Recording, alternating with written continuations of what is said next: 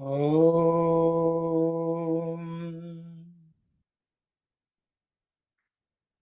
Om.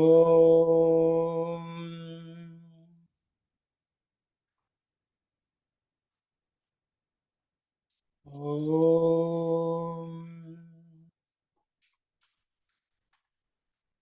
Sairam, everyone. We are Sairam. just to recollect our discussion last week. We are still talking about how do we remember the name and form of the Lord and prepare ourselves for that final journey,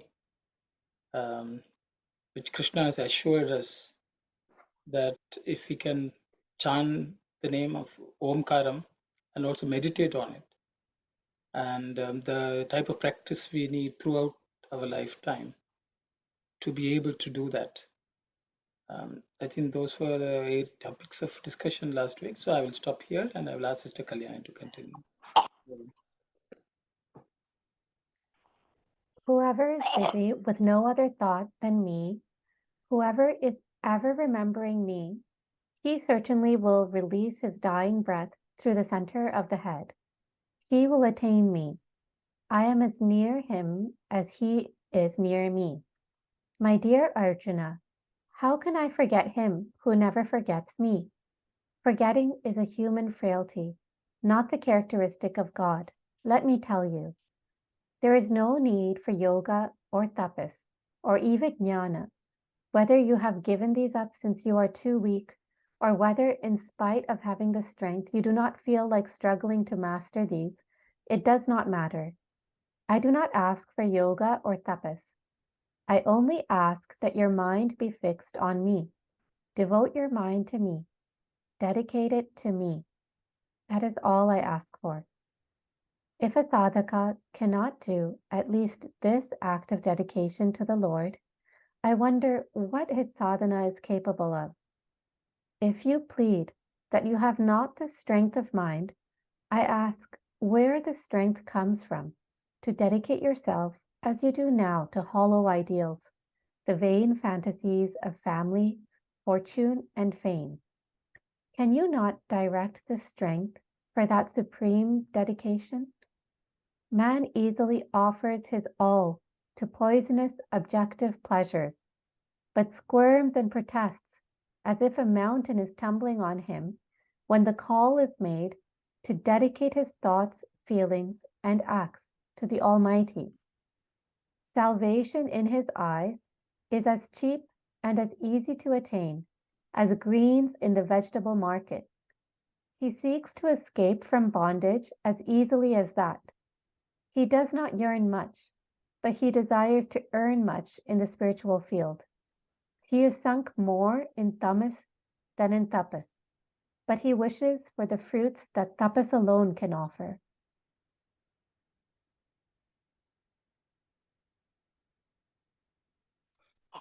Thank you very much, Kalyani.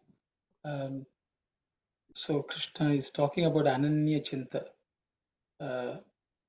that thinking of the Lord without any other distraction or any other thought.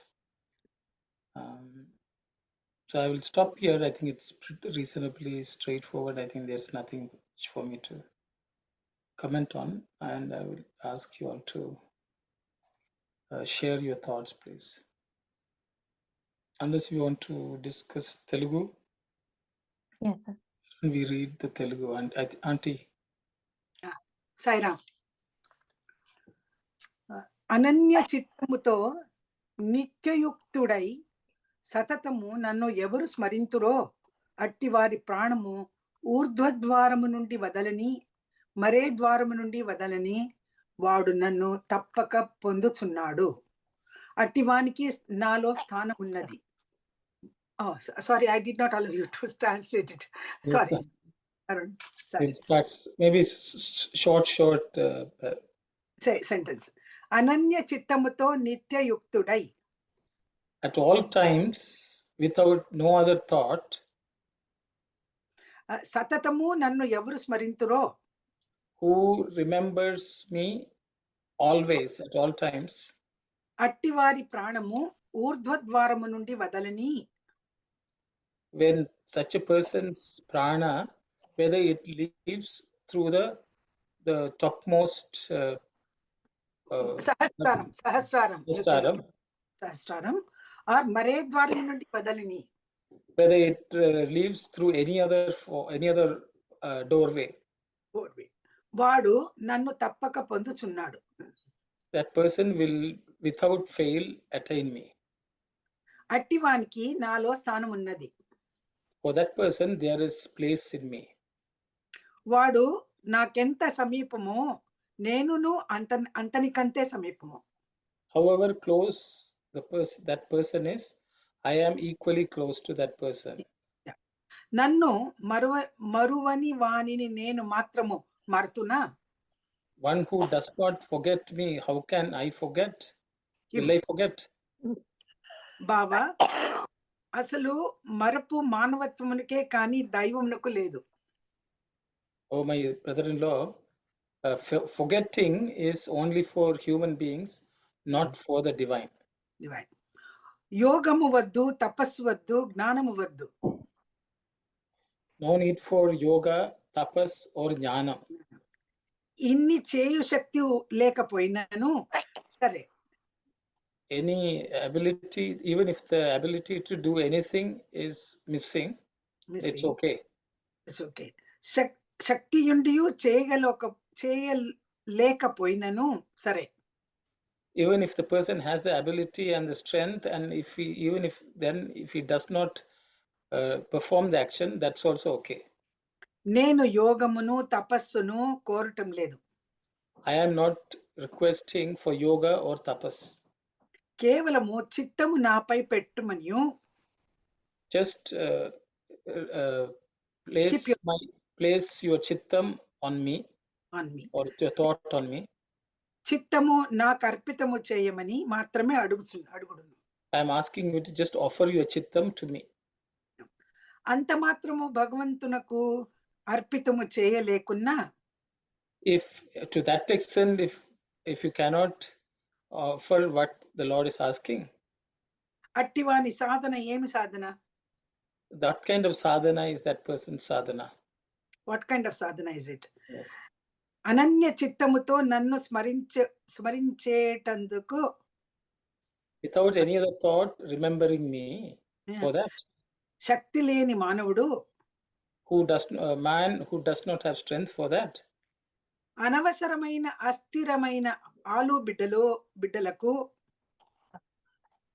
unnecessary and impermanent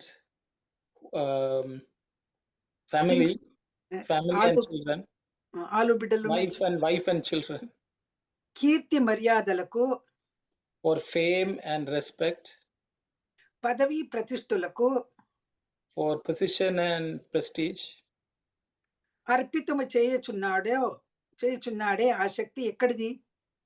he is offering some strength and ability there. From where is it? అన్నింటికీ చేయుటకు ఉన్న శక్తి, the strength and ability which is to do all kinds of things, భగవంతునికి అర్పితము చేయుటకు లేదా? isn't it available for offering it to the Lord? To మానవుడు విషయాసక్తుడైనందున, man who is after the worldly objects, విషయపూరితమైన, full of worldly activities, విషయాలకైనా మనస్సును సులభముగా అర్పితము చేయును కానీ, for the worldly objects is easily offering his mind. విశ్వేశ్వరునికి చేయవలెనన్న, when it has to be done, offered to the Vishweshwar, the Lord of the universe, ఏమో కొండ విరిగి మీద పడినంత బాధపడును. as if the mountain has fallen down on him. తరించుటమున్న తోటకూరను కొని తెచ్చుటని తలంతురో ఏమి? Auntie, what's the word you say? తరించుటమన్న తోటకూరను కొని తెచ్చుట. తోటకూర అంటే అది ఇది greens. He wants the vegetables or green vegetables. Is it easy? That means, is it easy to bring those? What he somewhere he? One from the Bajarunandali Totakuranu కొన్ని చెట్టును తలంపులో You are little different. Yours is different. So he's thinking crossing the world. Tarinchutamanna. Crossing the world, crossing the ocean of samsara, is it just like buying vegetables from in the market? Market. That's what people are thinking. అంత సులభముగా తరించవలెనని కోరుదురు. They seek.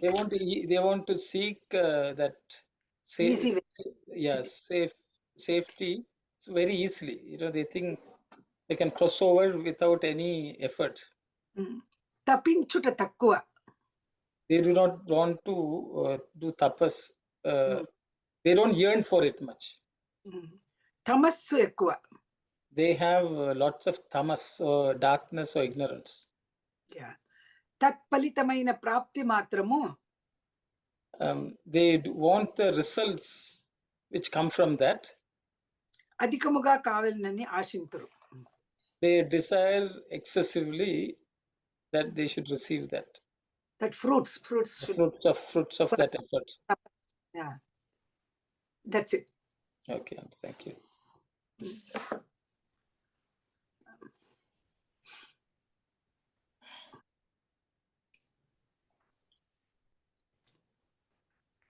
The dying breath leaves the body through the center of the head. Urdhva means the topmost aperture. Sahasraram upper. Yes. Or it can leave by any other doorway. It can go through the anus also. So the 9 Swami has written, but in English it's not there.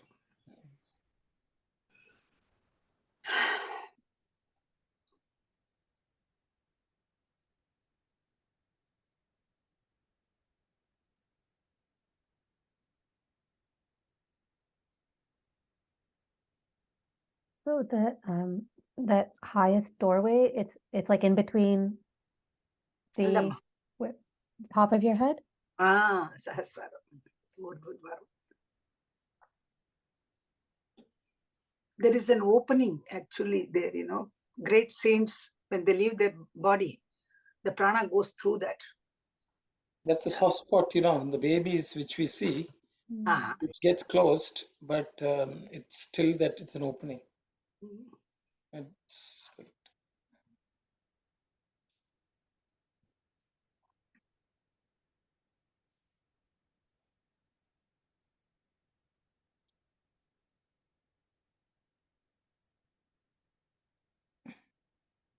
Even though Swami is saying that there's no need for yoga or tapas,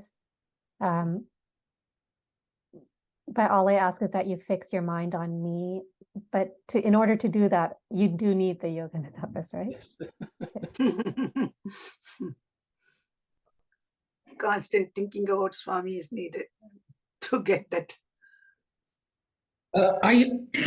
Sairam, I also thought Swami says, I do not ask for yoga or tapas. Basically, whatever he said in the latter part of maybe the next sentence, it's all about meditation qualities. Maybe sometimes we would tell the little children, I don't ask anything from you except these things. That would be the core things, and maybe just to encourage, you don't need to do a big job, just do this job, that would be sufficient. Just to encourage the devotees, Swami would have told like this. That's my interpretation from here.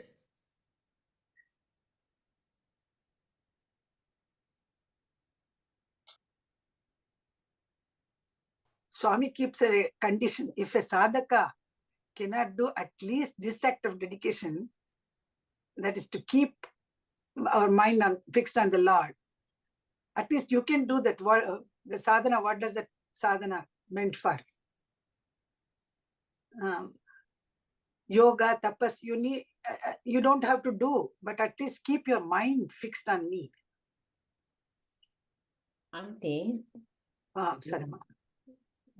the Yeah. last, even the last sentence, a person will wish for the tapas, the fruit that the tapas can offer, right?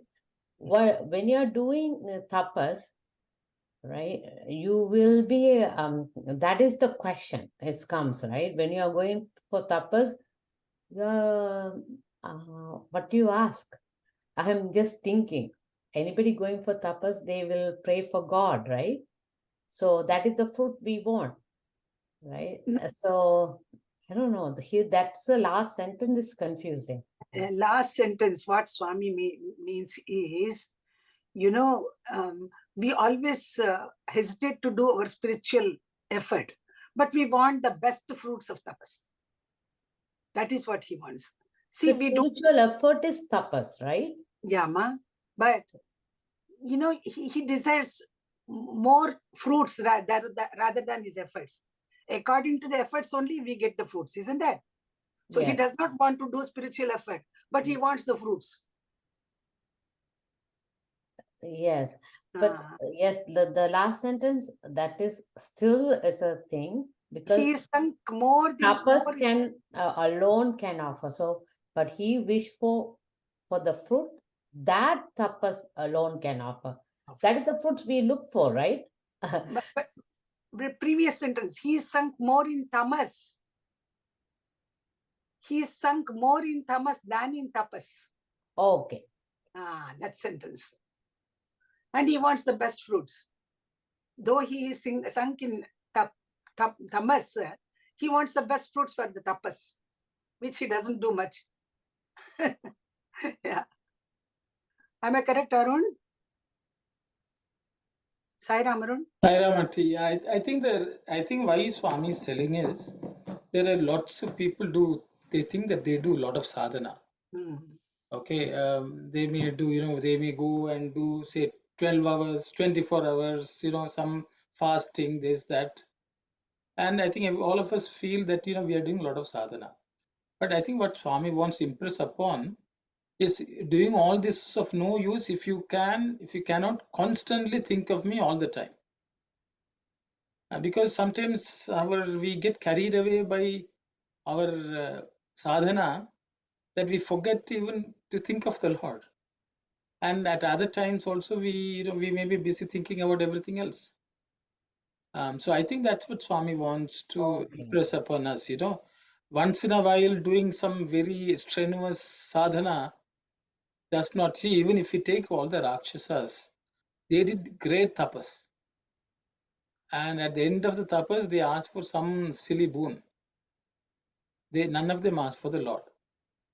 So Swami is telling that kind of tapas he doesn't need. That kind of yoga also he doesn't need. He is not looking for that.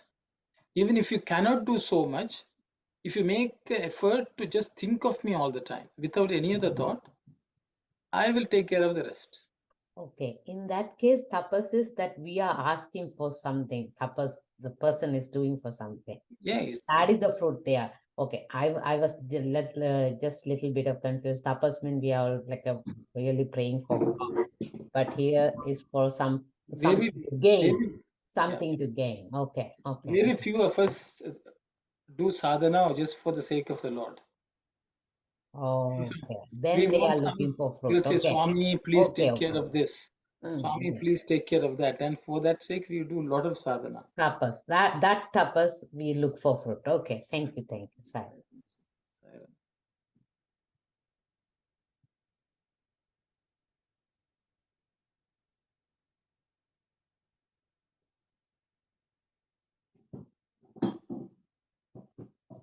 Anyone else would like to share any thought, or are we good to?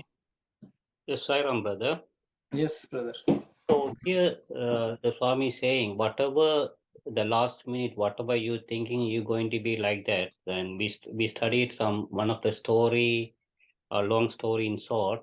The Rishi went to the jungle to meditate, and he gave up all the attachment. But somehow he ended up with petting a small baby deer. Then after that, he was feeding that deer, and he does all the tabas and everything. But end of the his lifetime, he was last moment, he was thinking about the deer, what he's going to do and everything. So he born like a deer next birth. So that's what Swami is telling you in the last minute. Whatever you thinking, you're going to be like that. So the problem is the attachment. So once you give up your attachment, then when you do the tabas, some people they did the tabas, even Arjuna did the tabas to get some weapons from Lord Shiva. So, but our just ordinary people wants to get some thing from the Lord without doing any actions. So we have to work hard for in order to get some worldly thing also from the Lord. But apart from that one, if you want to merge with the Lord, you have to, Swami saying, you can just think about me all the time. Then you will merge on me. Thank you, Saira.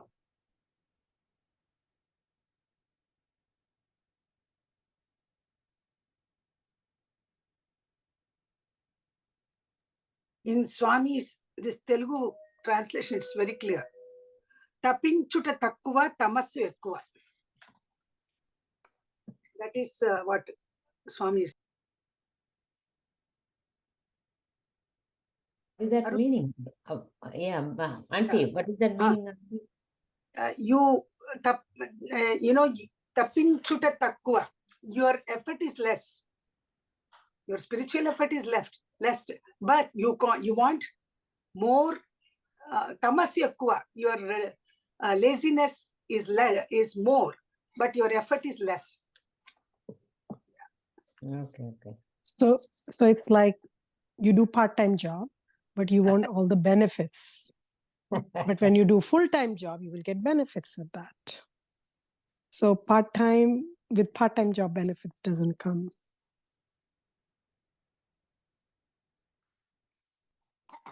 Can I please know the meaning of the word tamas?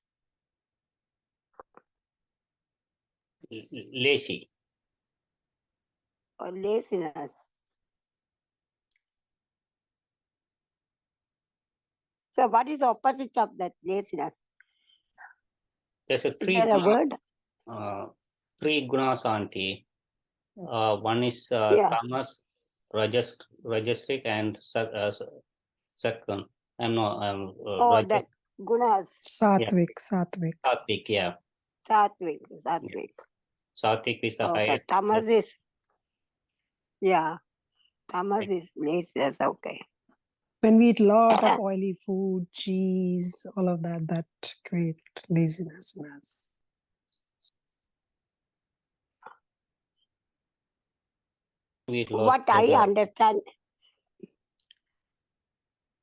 What I understand from what is read is that there are karma yoga, bhakti yoga, jnana yoga. So even without doing any sadhanas, if you can even attain to go to the Lord Bhagawan by bhakti yoga or jnana yoga, even karma yoga, if it is done properly well. So probably he is meaning that if you don't do this, still you can attain to go to the Lord, moksha, through bhakti yoga and jnana yoga. That is what I understand. Sarah.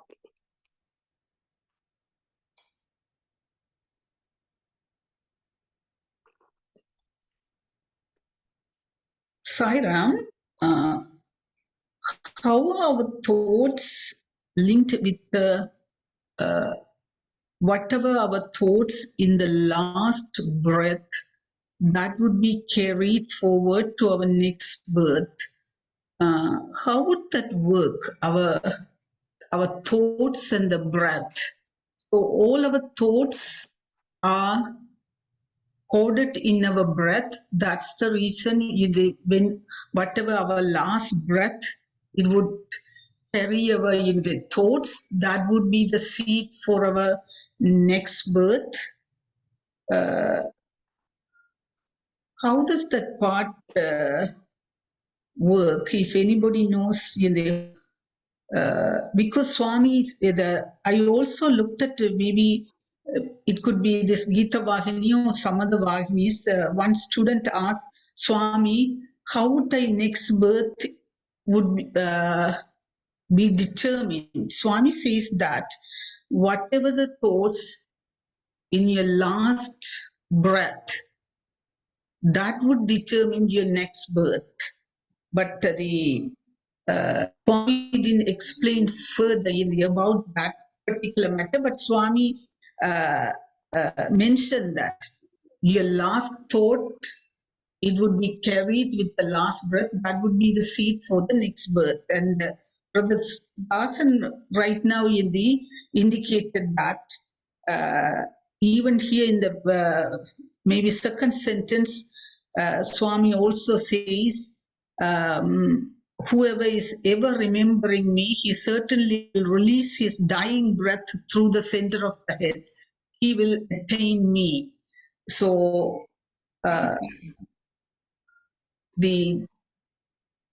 that's true. The utmost truth that statement, but I want to know maybe how that part is maybe scientifically work, or if anybody knows, if they shed some light, that would be great. Sairam sister, I think you're asking about the Sahasrara. I think the English translation is not very accurate compared to the Telugu one.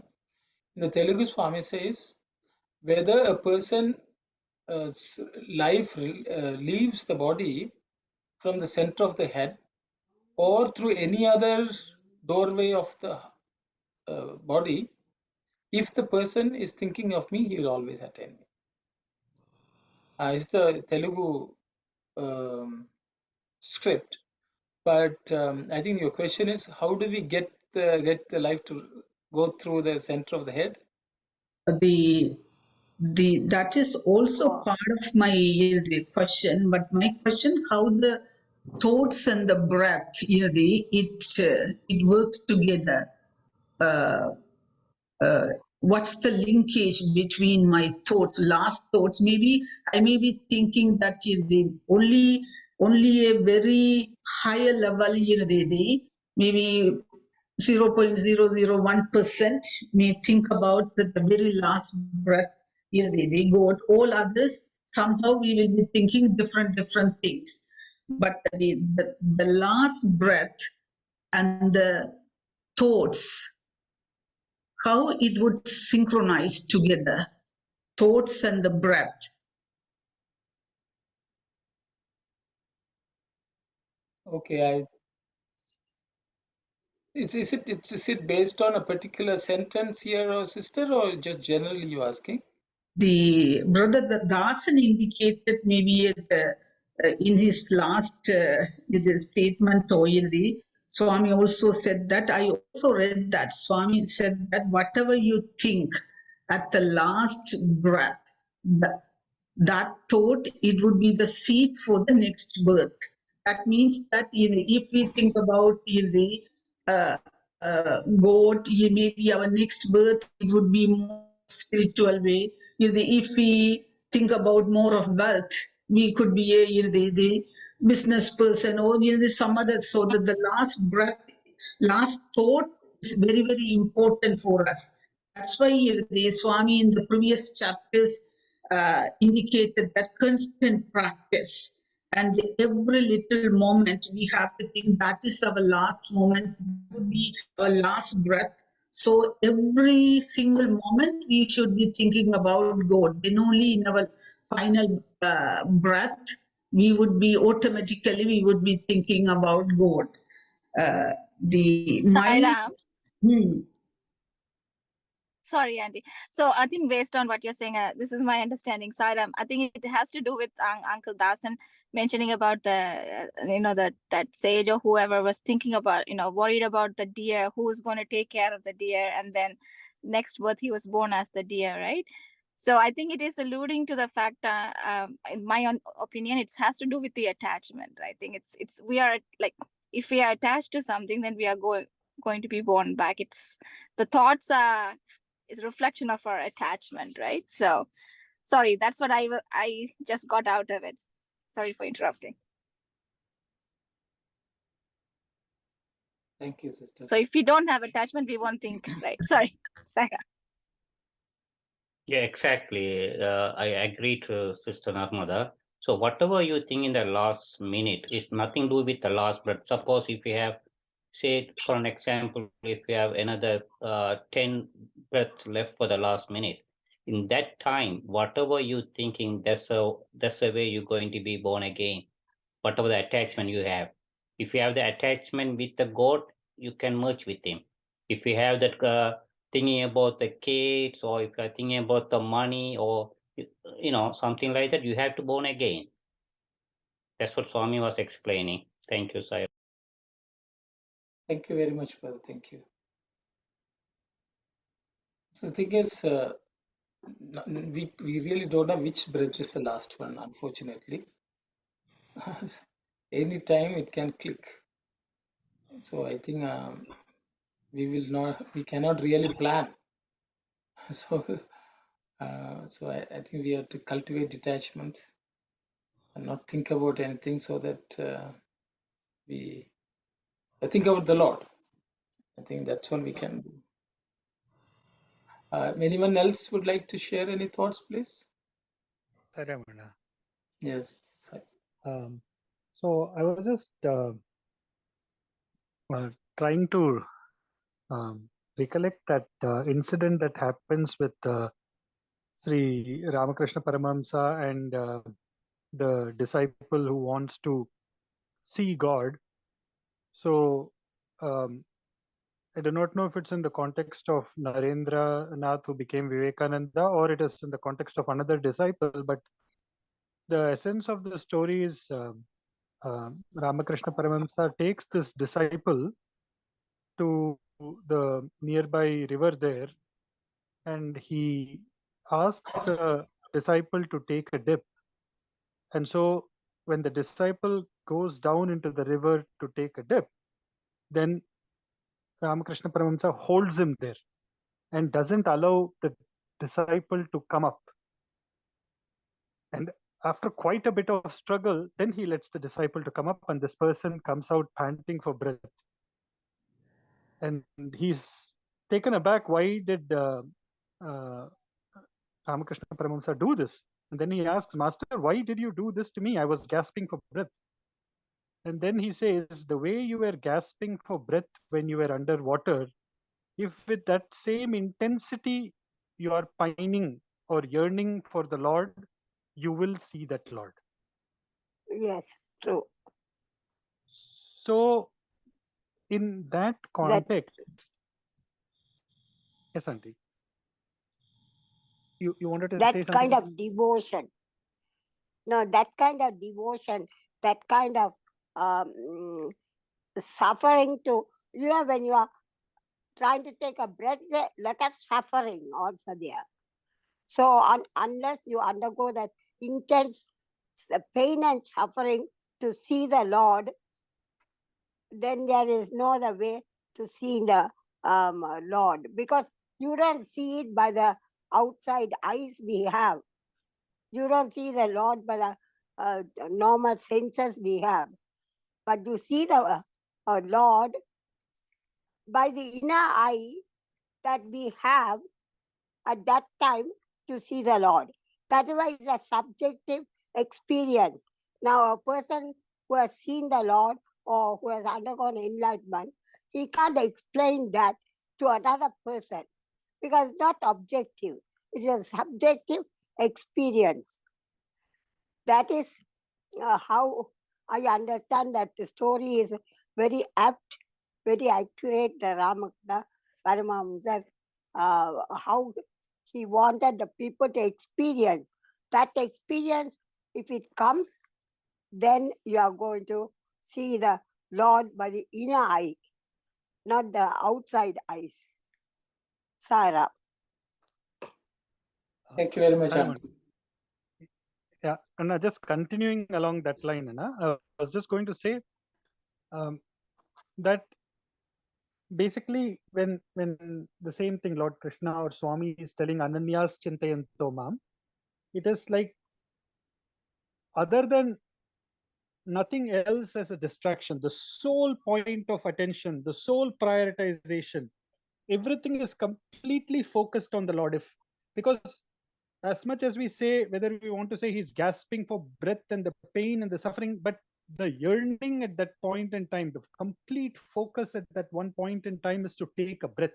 Nothing else exists. I have to take a breath so that, like, basically I have to come out of water so I can take a breath. So it is that intensity. And if we keep that kind of a framework going at every moment, then the last minute or the last breath, however we want to call it, we board the right kind of bus or train or flight, whatever we want to call it, so that the rest of the journey goes in the right direction. Because what we are seeing at that point in time is that we know we have, if we again walk down the koshas to what Sister Anandi was asking, we have Anandamaya Kosha, which is the fundamental, and then we know from Anandamaya Kosha we have Vijnanamaya Kosha, then we have Manomaya Kosha, then we have Pranamaya Kosha, and then finally the Annamaya Kosha, right? So when we drop the body, we are dropping the Annamaya Kosha, we are dropping the Pranamaya Kosha, but the Manomaya Kosha merges with the Vijnanamaya and Anandamaya and goes to the next birth. It's like how, if we take the example of a rocket going into an orbit, when it is launched, after some time it drops one thing, it drops another thing, then finally only the capsule goes into orbit. So something like that way, as we move to that plane, we are dropping the body, we are dropping the breath, but the mind sheet, till we have gone to a level of annihilating the mind, where, like earlier thing we had talked about the Amanaska and so many other things that Bhagawan had mentioned, because the mind exists, the last thought in the mind for that birth is the mind is now carrying that thought and going into the next birth. So if we are able to keep that one singular thought of God, that is the one thing that will even make the Manomaya become non-existent. And if that place where the mind really fades away or doesn't exist, or it becomes Amanaska, then what exists is nothing but Vijnanamaya, which merges in Anandamaya. Then we call that moksha and no more birth.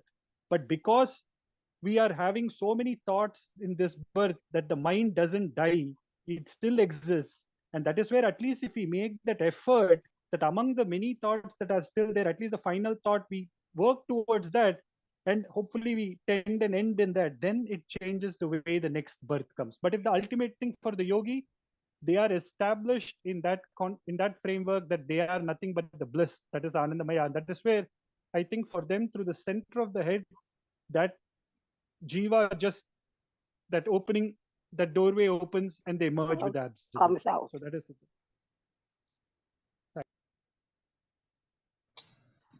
Thank you very much, sir. Thank you very much, Brother Sai Sadish. That more than 80% it clarified my thoughts and the question too. Now I understand body and the Annamaya Kosa and the Pranamaya Kosa, it will drop, and the other three kosas, Manomaya, Vijnanamaya, and the Anandamaya, all three, it would be carried to the next birth. Thank you so much, brother. It's an excellent explanation.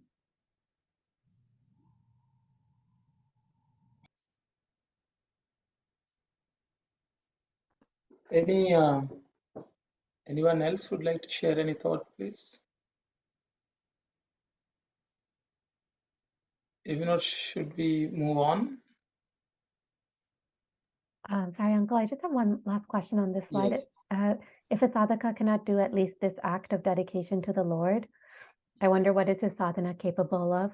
So Swami is there, he's making it seem like just dedicating everything to the Lord is almost like a first step, or should be like something easy to do. But also, it seems like it's also like the hardest thing or like the highest, because then when Swami says in the previous line, devote your mind to me, dedicate it to me, like I feel like that's also very difficult to do. So I mean, when I'm like, I guess when you're trying to dedicate every act to the Lord, like, what does that look like? Like, is it just me saying, okay, I dedicate this to the Lord? Or like, how do I know I'm really dedicating it to the Lord? Like if I say, okay, I'm going to work and I'm doing my work as an offering to the Lord, but then if one day I don't get paid, like, will I still go and work there? Will I still go and do the same thing? Like I'm wondering, like, what does it mean? Because I can easily just say that I'm dedicating something to the Lord, but maybe I'm doing it for a variety of other reasons. Look, thank you, Kalyani. Thanks. So I think what you're saying is our mind deluding us into believing that we are offering, but in reality we may not be. And how do we know the difference? I will open it up for discussion. If anyone would like to share, how do we know that we are offering something to the Lord, and we're just not? It's an empty word within us saying, "I am offering this to the Lord." So how do we differentiate? I have an explanation I heard from some Gurujis, Okay. that when you do this sadhana and you see a change in yourself, if you are an angry person, the anger has gone away. If you are a very crude person, not a kind person, but kindness has come into you. But if you don't see the others as with compassion, and compassion has come into you, then the sadhana is working. Now, this is how I heard from a real authentic guru. Because this question was asked, how do you know when we do our sadhana that it is working for us? It's working for us if we observe ourselves. Because first of all, as Swami Vivekananda says, so many of us don't know about our own self, where we go wrong or where we go right. So the first thing to know is to know myself. So if I had some unwanted qualities for the social life, and I have brought in a change, then this is working. Because this is a process. It is not that you desire that the goal is attained. This is a process of attaining to the goal, which is mukti. So this is my understanding, Sai Ram. Thank you very much, Auntie. Thank you. Anyone else would like to share thoughts, please? The Sai Ram, if it is an offering, my understanding, the giving and the offering are very different. Giving, I can give it to someone with love or without love, or liking or disliking. But offering, whenever it comes to offering, the offerer, if I am offering, I would be the offerer. Offerers should be very happy in offering that to someone else. So if I am happy, whatever I am offering to other person, then that would be considered as offering. So if we don't like it, just for the sake of doing something for someone, that's not a true offering. That is compelled to do something with payment or without payment. That is the difference between the offering and the giving. That's my understanding. So if it's an offering, there is no second question for the offerer. offerers should always be happy. Then the offeree, the other person, would happily accept that one and give his blessings or grace upon to the offerer. So if we don't feel happy, then we shouldn't say, I offered, I made all these sadhanas, because someone is compelling. That's why if I am doing, that's not a sadhana, or that's not an offering at all. That is my humble opinion on this one, Sister Kalyani. So the Oh my God, man. Stop.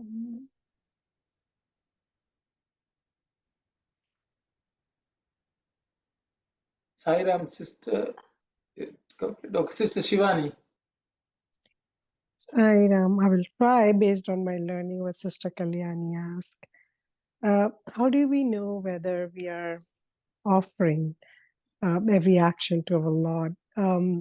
Learning from this study circle is, when there's no thought of doership, that you are not saying, I am doing it, or attached to the result of it. That's the time you are saying, I'm offering to it. And when you said, if your employer, or you're not getting paid, or will you still go?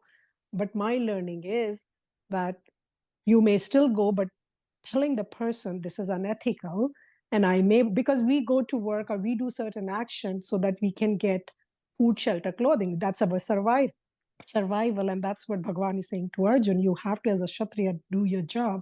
So we have to do the work. We have to tell, how he was telling Duryodhan that your act is wrong, don't do it. But do we get worked up? Does it really affect to the bottom of our heart? That should not be there. Like we are losing our sleep, we can tell the person, this is, I may come couple of more days to work, but if I don't get paid, I may have to look after myself. And then in the meanwhile, we have to look after, because we have a family, we have to live here. But we don't need to get worked up. And then it's his plan. So in a nutshell, I believe the more we are not kind of have that doership and attached to the result, but working with integrity, working with ethical way, letting people know this is how it should be, and finding your way, changing your way, so that you are not getting perturbed or upset. And that's how I see. That's how that you're offering to God, because you're not attached to the results. Or sense of doership is not there. Saira. Thank you very much, Sister. Just Sai to, Ram, yes, please go ahead, Sai. and after you. No, I just wanted to point out that, here Krishna is asking very simple. He's not asking even offering all of activities to him or anything. He's saying, just think of me. Let your mind think of me without any other thought. So I thought I'll just, which in his view is offering our mind to Krishna, is the way I understand. But anyways, I said, go ahead. Ramana. So I was just thinking, like, if we say we are dedicating this to the Lord, that means I have already given it to the Lord. So if I have given it to the Lord, have I given it 100% or something lesser? If I have given it 100%, then that is Swami's problem. That is not my problem. If I have given anything less than 100%, then it is my problem. That means I have not dedicated. Either Swami has it or I have it. It cannot be in between. I hold it this side and I'm trying to tell Swami, actually, you take it. So dedication or offering means it is now Swami's job. That's it. I've put it in his lap. Whatever Swami does with it, I accept it. That acceptance, of course, should be on our side.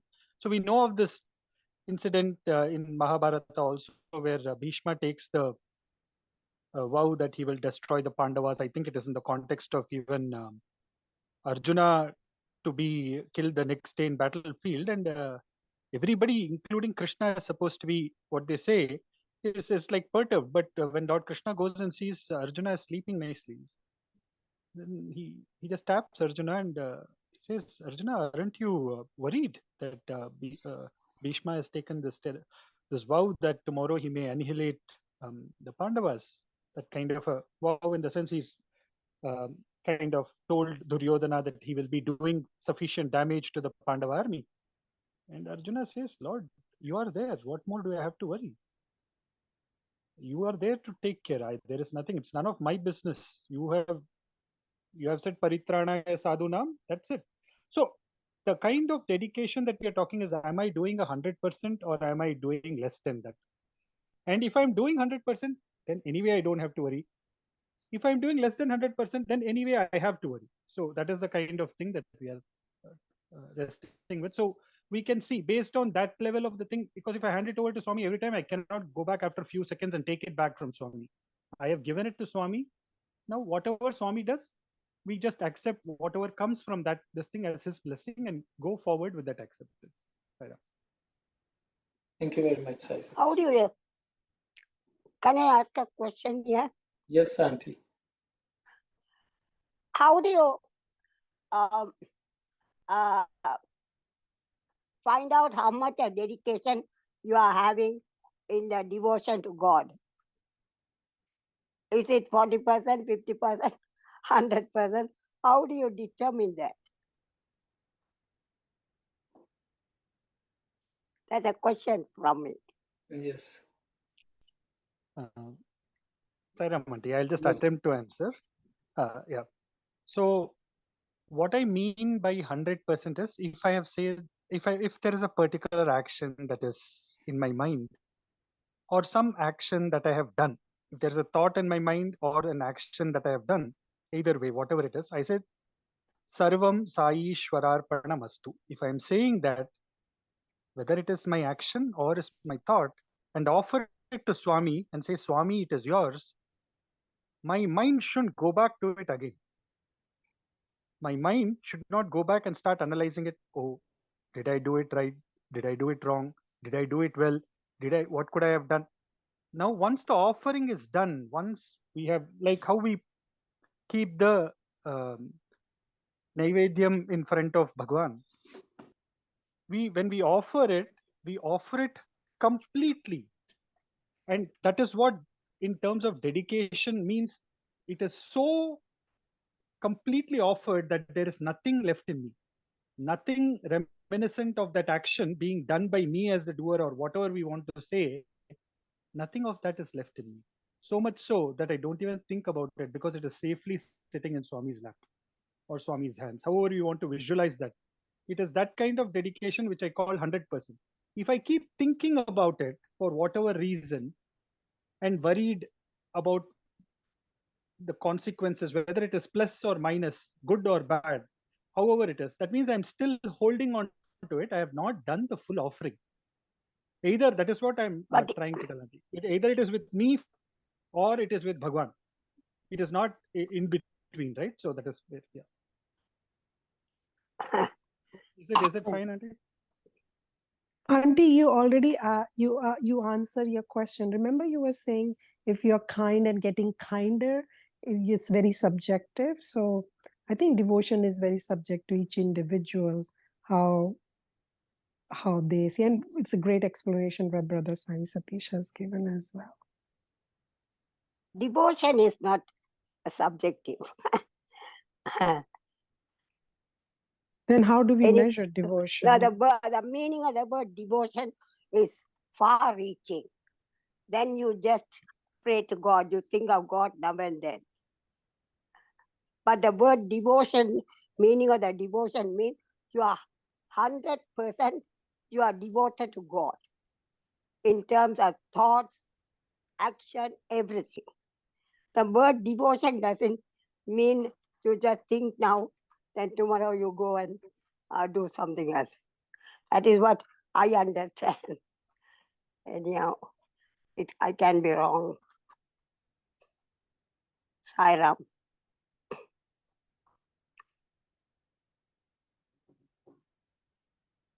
Sister Shivani, you had raised your hand, please. Sorry, brother, it's supposed to be down. Brother Dasan? Yeah, if you want to find out whether your work is 100% surrender to anything, you have to do your duty with the Trikarana Sutti, do your duty with love, and you have to think, I'm an instrument on God's hand. That means you are doing the work without that attachment. That means you are 100%, you are doing the work perfectly. Thank you.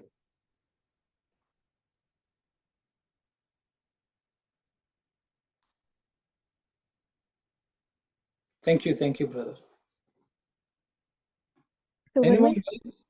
just Yes, to clarify that, so when we're saying we're doing the work 100%, is it like I'm giving my best effort? Like I'm not holding anything back. I'm just like giving out my full best effort. And like what Anandi Aunty said, also I'm doing it with love. Like, is that what it means to give 100%? And is that something you do in like every single moment, or like at the end of like an activity? Or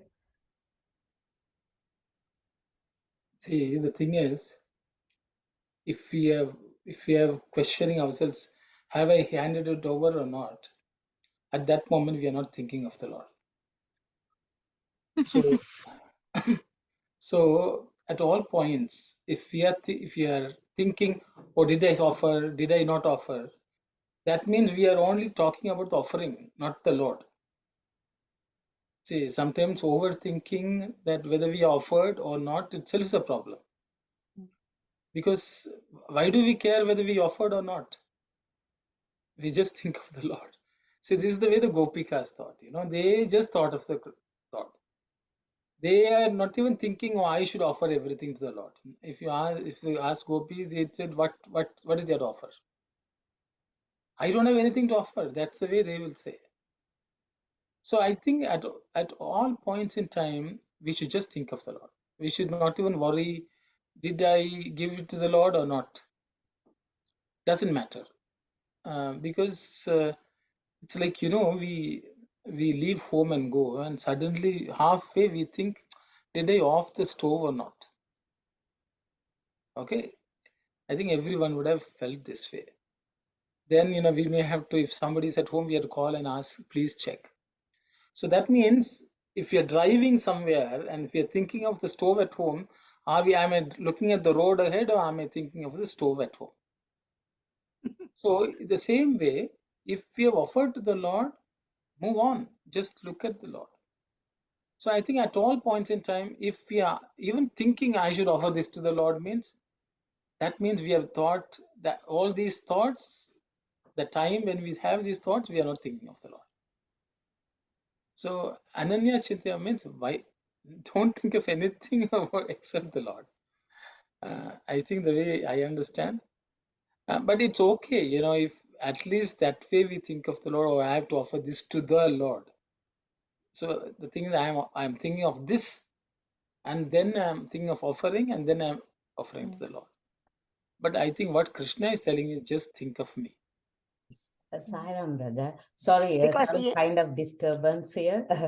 And I just wanted to add a thing to that is when you think of I am offering itself, I started to work. So then there is no, you are not giving because you are thinking you are I is giving, I'm giving like that.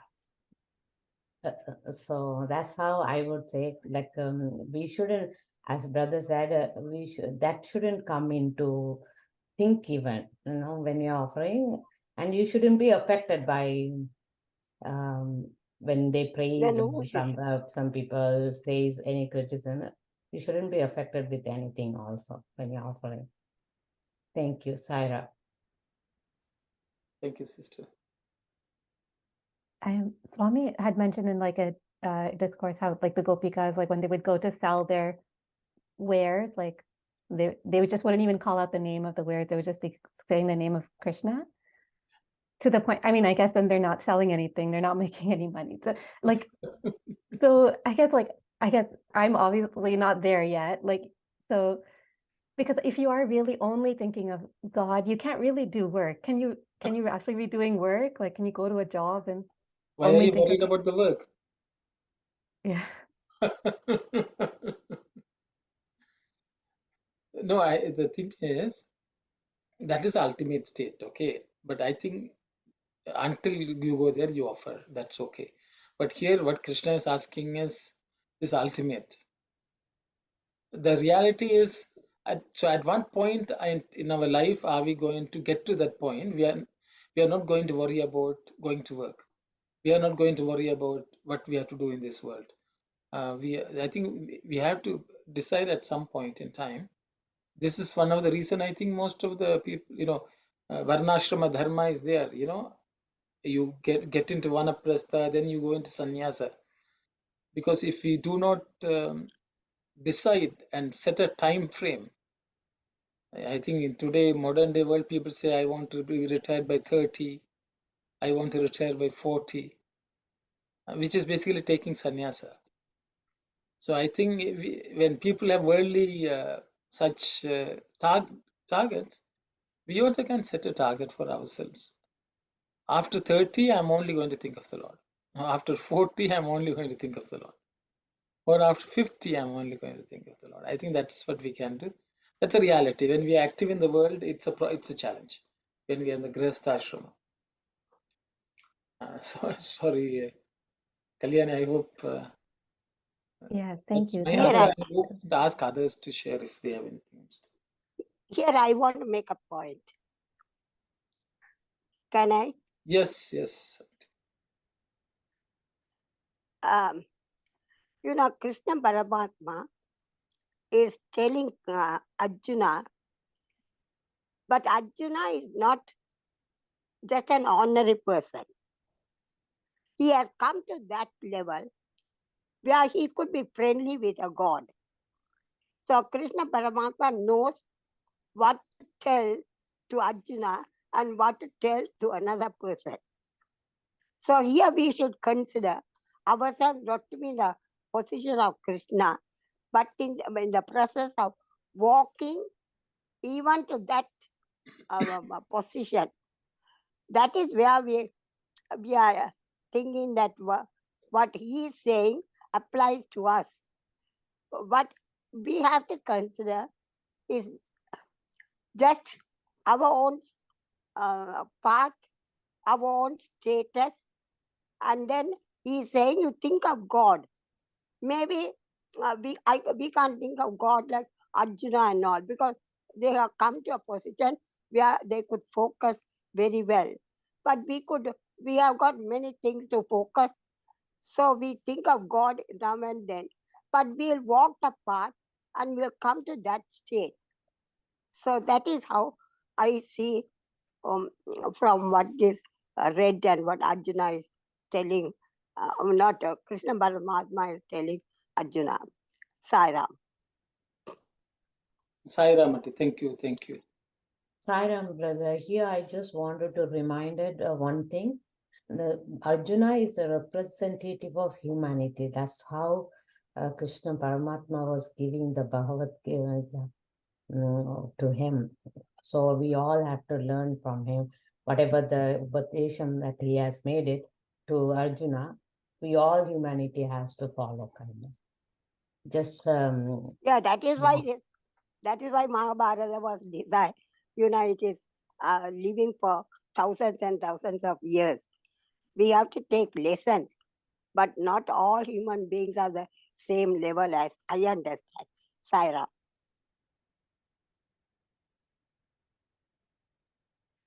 Okay, thank you, Auntie. Sai Ram. Sai Ram.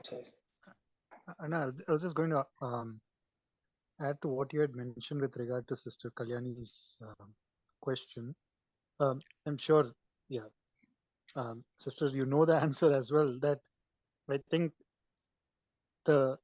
if we are keeping that thing of whether we call it dedication or thinking of the Lord continuously, or making that effort to think of the Lord continuously, He will guide us to a point where the actions automatically drop away. I know we have discussed this, Anna has mentioned this earlier as well, coming from Swami's thing, where it goes to a point where I think by itself, since we have altered or aligned ourselves differently on the inside, automatically the outside makes space to align with that inside.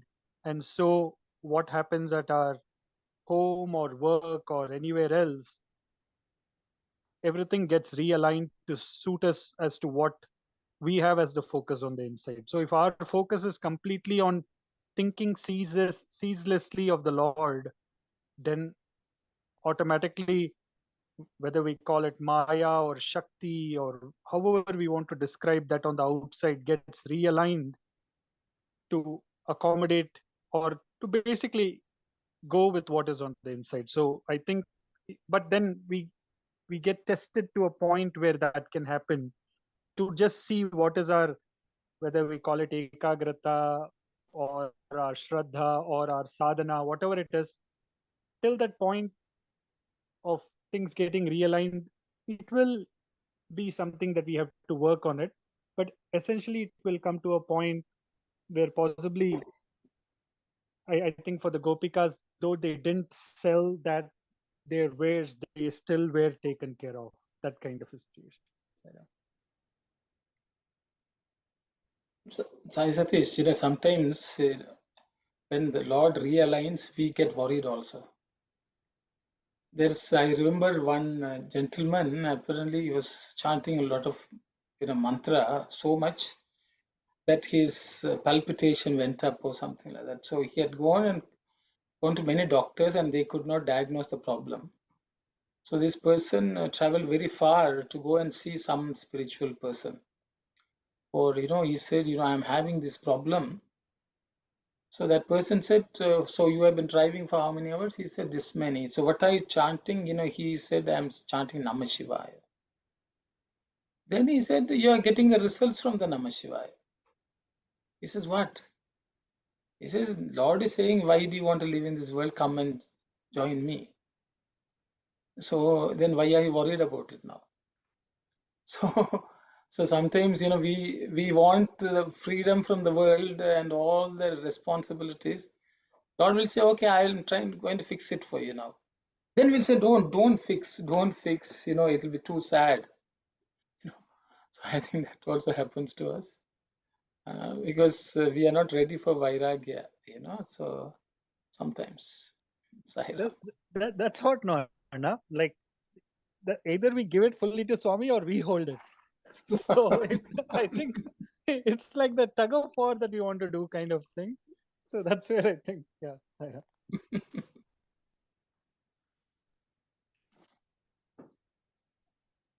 Okay, if there are no other thoughts, maybe we should move on. Those who are prompted by genuine desire for the fruit must overcome all obstacles and temptations, doubts and disappointments, and dwell on the thought of the Lord. Then the Lord will not keep apart. He will confer on that sadhaka the status of sameness, described as Aham Brahmasmi. I am you, you are I, we are one. And the sadhaka will be contemplating this unity without break. This is referred to as Ananya Bhava.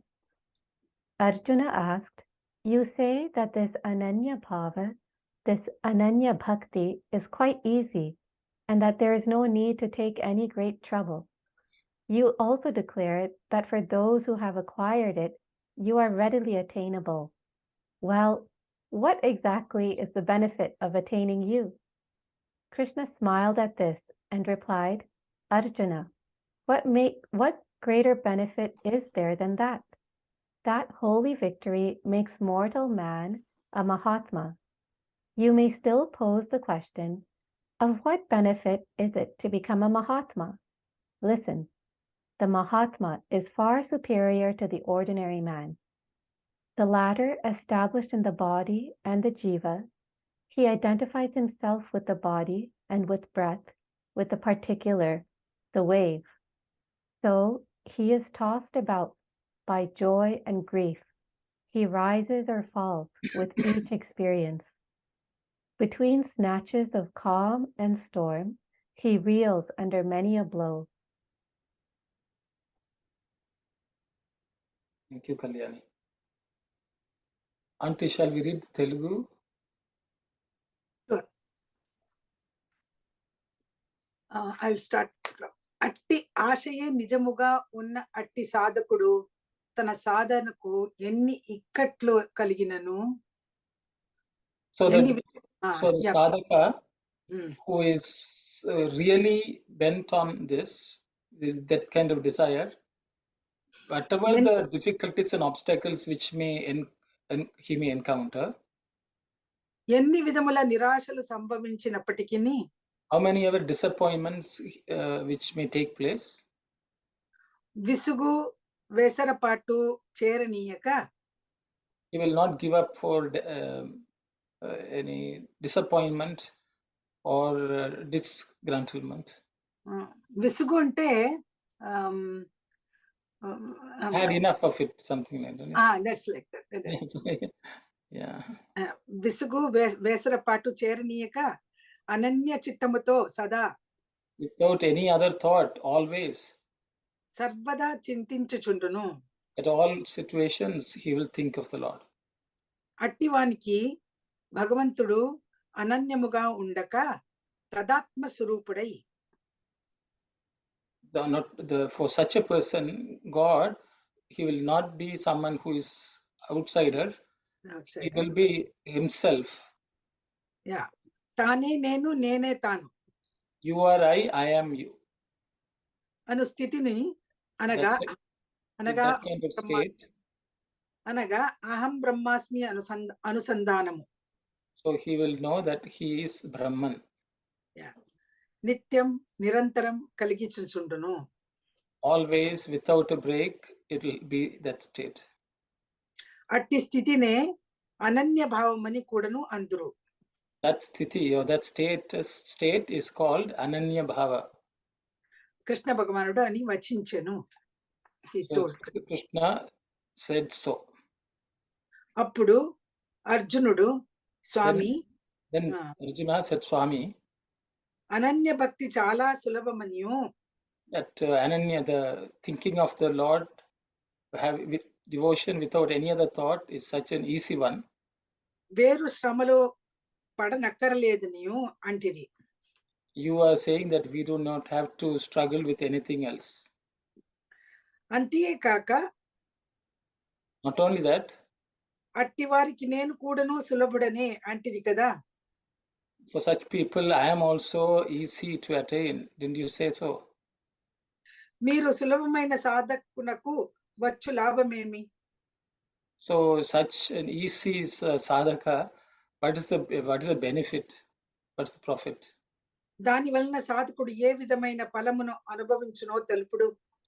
What kind of a fruit will the person sadhaka experience because of this? Please tell me. అని ప్రశ్నించినాడు. And he questioned so. దానికి కృష్ణ పరమాత్మ చిరునవ్వు నవ్వి, For that Krishna smiled. బావా, భగవత్ ప్రాప్తి వలన ఫలమేమని అడుగుటలో అర్థము లేదు. Brother-in-law, there is no point in you asking, there is no meaning in you asking what is the benefit of attaining the Lord. ఇంకా అంతకంటే వేరు గొప్ప ఫలమేమున్నది? What is there of greater fruit than this? అట్టి పవిత్ర ప్రాప్తి వలనే, in that kind of auspicious or divine attainment, పామరుడైన మానవుడు మహాత్ముడు అవుతున్నాడు. The ordinary human being becomes a Mahatma, a great person. మహాత్ముడైన ఫలమేమి? What is the benefit of a great personage? Becoming a great personage? అని తిరిగి నీకు సంశయం కలగవచ్చు. You may get a doubt like that. విను. Listen. మానవునకు మహాత్మునకు చాలా భేదములు కలవు. There is a lot of difference between the ordinary human being and a great personage. మానవుడు జీవభావమును దేహభావమును పొంది, the man has jiva, he identifies himself with the jiva or deha or body. అందువలన కలుగు సుఖ దుఃఖములకు కృంగిపోవుట. So he gets caught up in the happiness and sorrow which comes as a result of that. అశాంతి ప్రశాంతులకు మధ్య గల between peace and lack of peace, అనేక కష్టములకు గురి అవుచున్నాడు.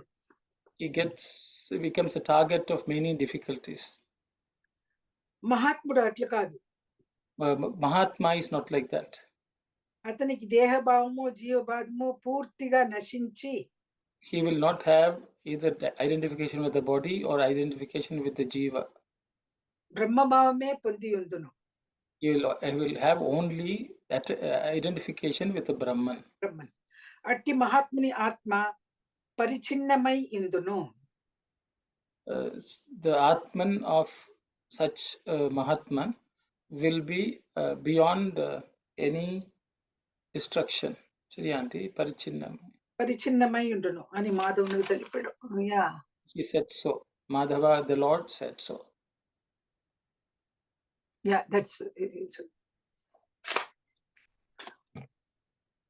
between snatches of calm and storm, he reels under many a blow.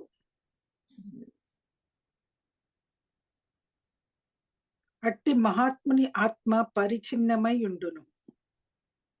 పరిచిన్న అంటే కరెక్టే పారుగు. I will check.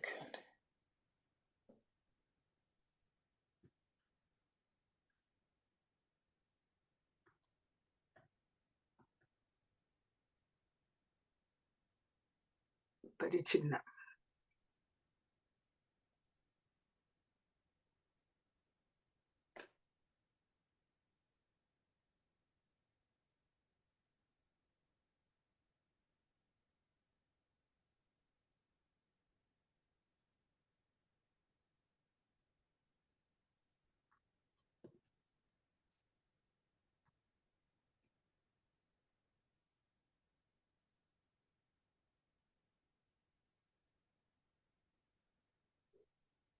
என்ன சொல்றோம்?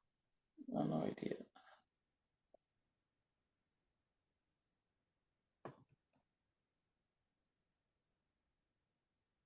The body in the Bible with the particular the way.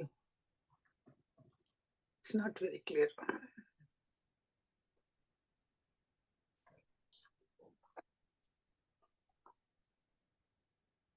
No idea, Auntie. I couldn't find it. Acha, we'll search it. We'll search it. Next time. Here, it's not given in this English translation. Yeah, Parichinna. His Atma, Mahatmuni Atma Parichinnamai unduno. Yeah. It will not be divided like, Deha Bhava, Deva Bhava. That will not be there. So that divided. Parichinna is dividing. Divided. Yeah, myself.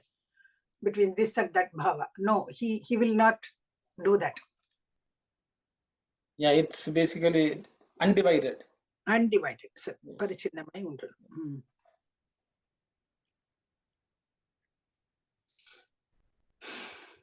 Anyone would like to say something?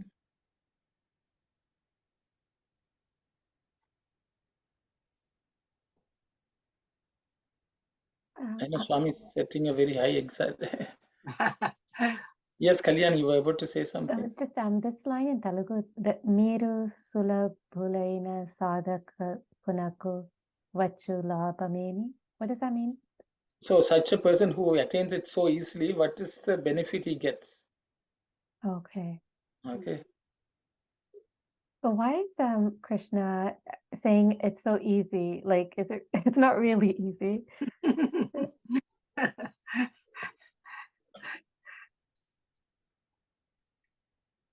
I'll just add to what you're saying, sister. So Swami would always use the kerchief as an example, and he would say to hold on to the kerchief is difficult. This is the handkerchief Swami would use as an example. And he would drop it and say to drop it is easy.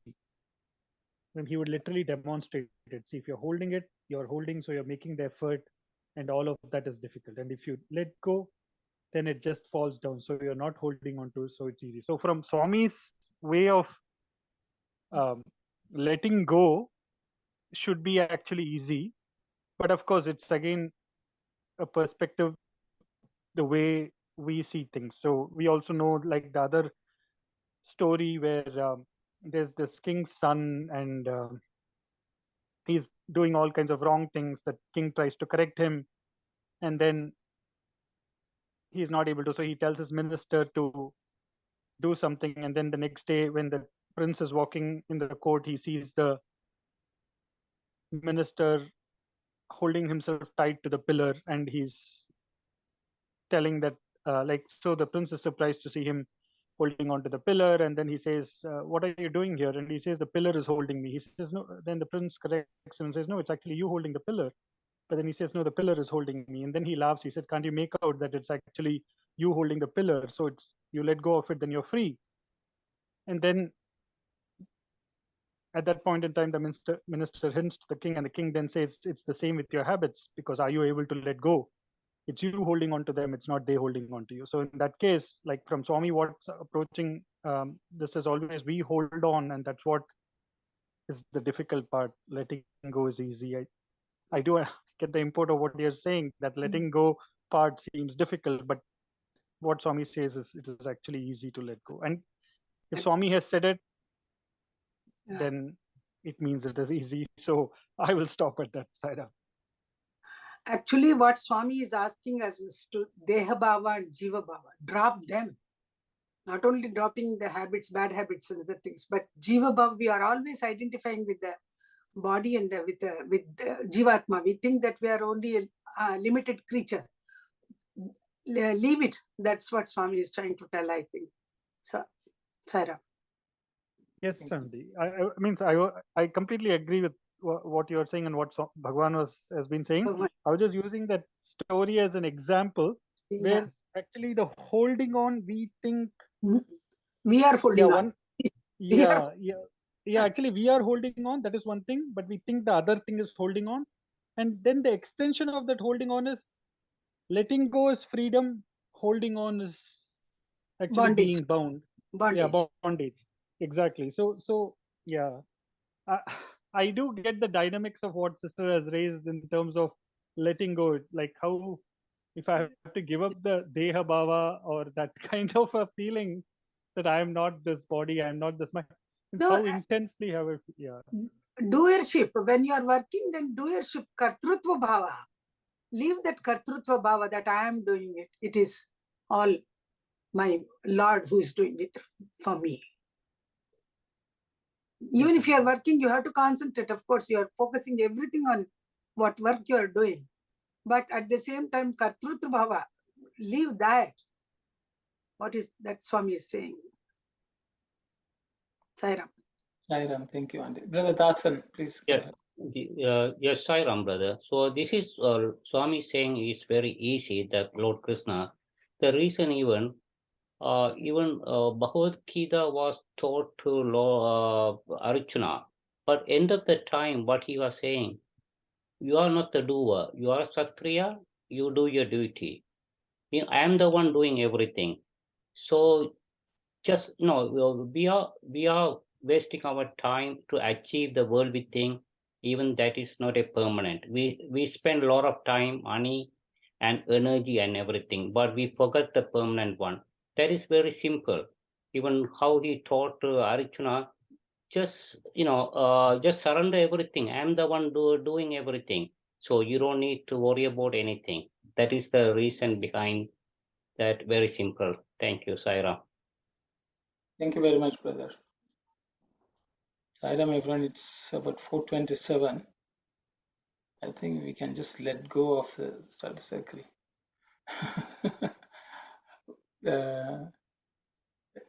I wanted to ask, next week, Sunday, do you have next week we will not have, Auntie. Yeah, thank you so much. Because of the weekend function. Function, Rudram.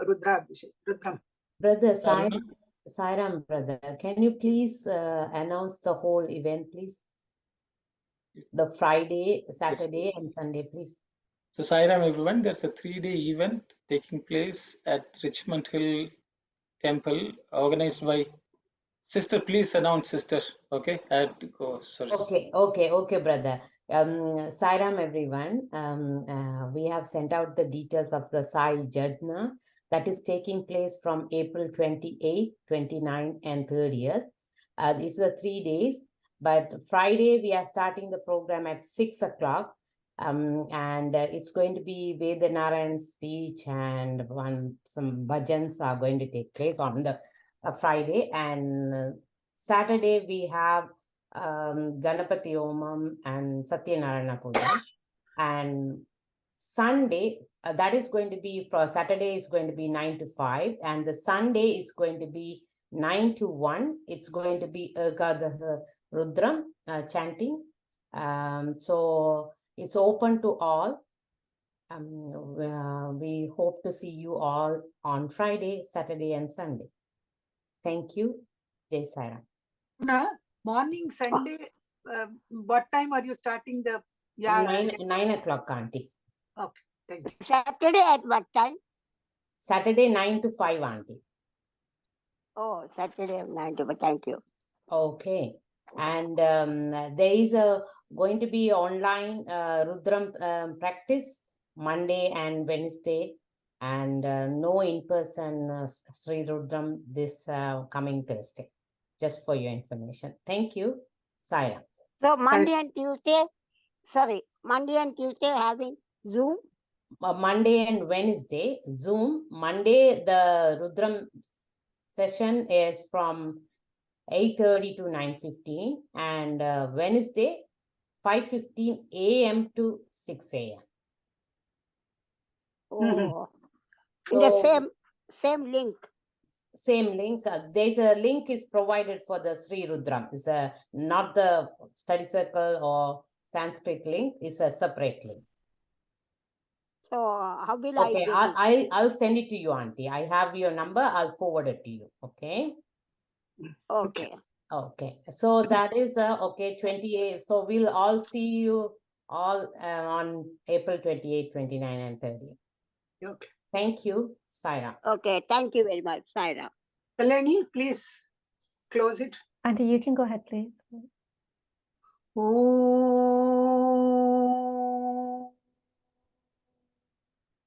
Shanti, Shanti, Shanti. Hari Om. Krishnarpanam. Okay. Saira.